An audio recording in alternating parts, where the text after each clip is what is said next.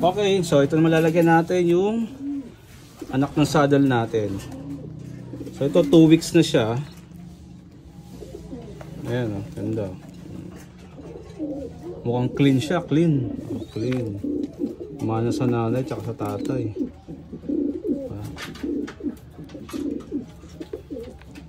So ito lalagyan natin kasi ito kasyang-kasya pa to. Kahit 2 weeks na kasi hindi naman ganun kalaki yung mga saddle. Uy, swak.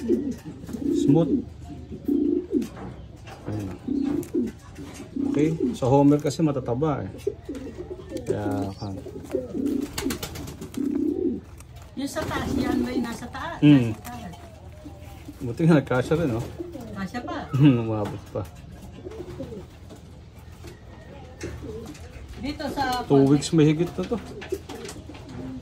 Hindi naman gaano kataba ng paa Ayun ito. na, yung na doon ay. Yung isang yun ay. Hindi pa. Medyo maliit lang. Hindi kasyang singsing. Maluwag pa. Hindi baling maluwag. Hindi pa naman natayo kasi pagbalik mo ulit eh, hindi na kasya. Ayan. So nalagyan natin yung sa saddle. Ayun yung mga magulang niya. Oh. Ayun. Yan. Okay.